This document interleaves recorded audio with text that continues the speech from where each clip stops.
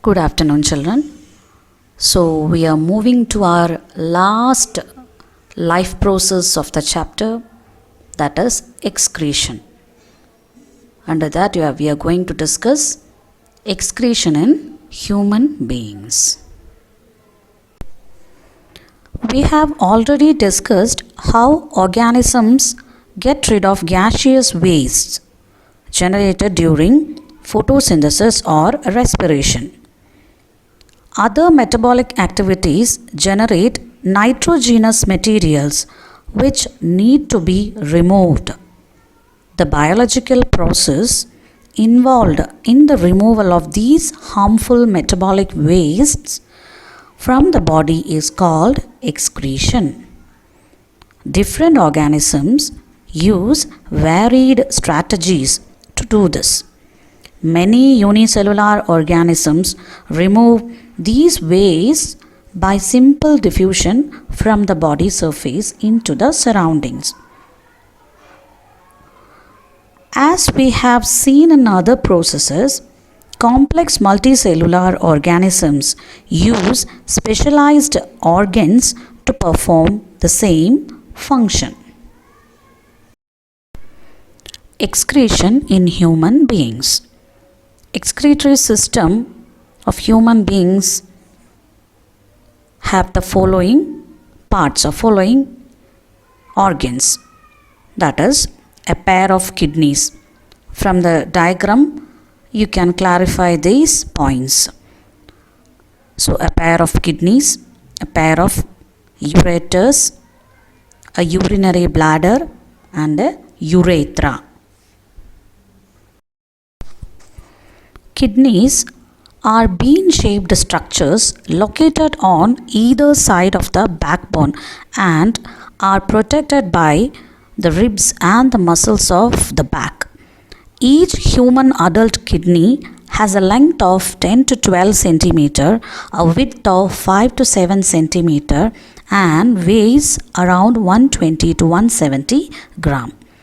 The kidneys have an inner concave structure.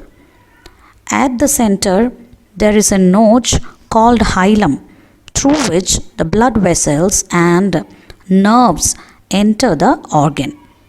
Towards the inner surface of the hilum, there is a large funnel-shaped space called renal pelvis, with projections called calyces. Now, we will discuss about the detailed structure of the kidney. So the first part is capsule. The outer layer is called the capsule. Inside the kidney there are two zones. The outer zone is cortex and the inner zone is medulla. The cortex extends in between the medullary pyramids as renal columns called columns of Bertin. Now comes the nephrons. Along with the diagram, you can clarify the concepts. Nephrons are the functional units of the kidney. Each nephron has two parts, glomerulus and the renal tubule. Glomerulus consists of a bunch of capillaries formed by different arterioles.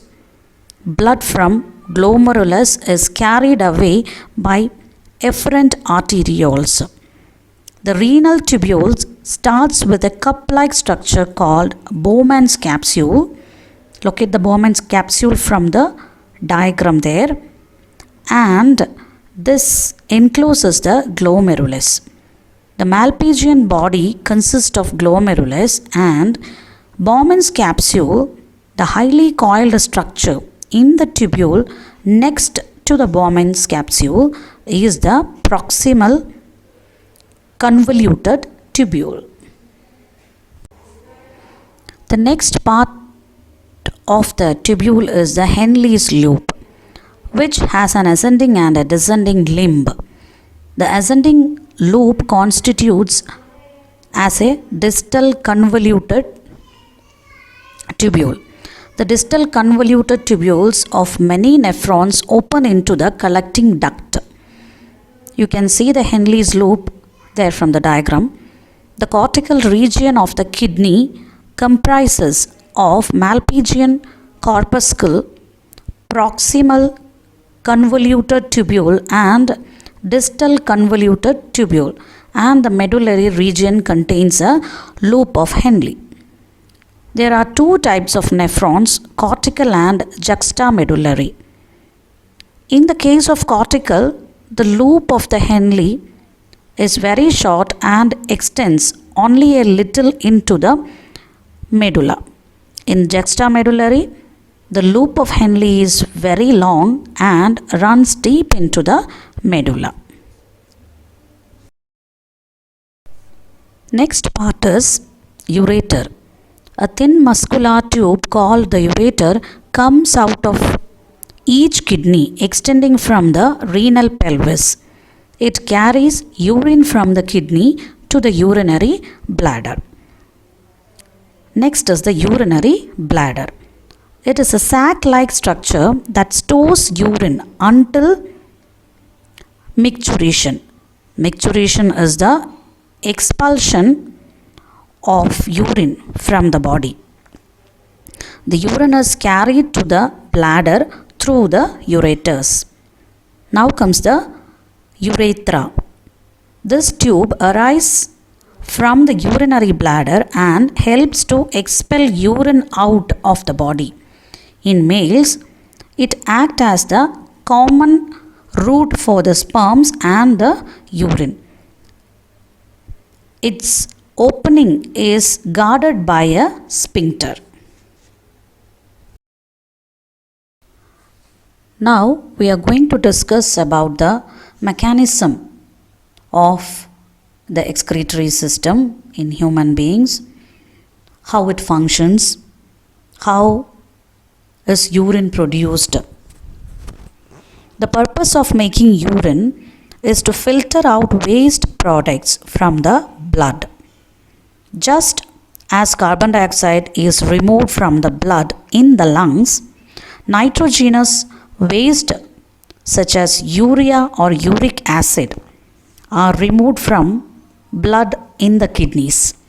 It is then no surprise that the basic filtration unit in the kidneys, like in the lungs, is a cluster of very thin-walled blood capillaries. Each capillary cluster in the kidney is associated with the cup-shaped end of a tube that collects the filtrated urine. Each kidney has large number of these filtration units called nephrons, packed close together. Some substances in the initial filtrate, such as glucose, amino acids, salts, and a major amount of water, are selectively reabsorbed as the urine flows along the tube. The amount of water reabsorbed depends on how much excess of water there in the human body and on how much of dissolved waste there is to be excreted. The urine forming in each kidney eventually enters a long tube, the ureter, which connects the kidneys with the urinary bladder. Urine is stored in the urinary bladder until the pressure of the expanded bladder leads to the urge to pass it out through the urethra. The bladder is muscular, so it is under nervous control. As we have discussed elsewhere, as a result, we can usually control the urge to urinate. Now, what is micturition? The urinary bladder is stretched and gets filled with urine formed in the nephrons. The receptors present on the walls of the urinary bladder send signals to the central nervous system, thereby allowing the relaxation of sphincter muscles to release urine. This is known as micturition. Under certain circumstances, such as poor blood flow to the kidneys, infections, injuries, etc., the kidneys fail to perform their functions. In such situations, artificial kidneys are used for blood filtration, and this process is called dialysis. Nitrogenous waste products from the blood is removed through the dialysis. Artificial kidneys contain a number of tubes with a semi-permeable lining suspended in a tank filled with dialysing fluid. This fluid has the same osmotic pressure as blood, except that it is devoid of nitrogenous wastes. The patient's blood is passed through these tubes. During this passage, the waste products from the blood pass into dialysing fluid by diffusion. The purified blood is pumped back into the patient. This is similar to the function of the kidney, but it is different since there is no reabsorption involved.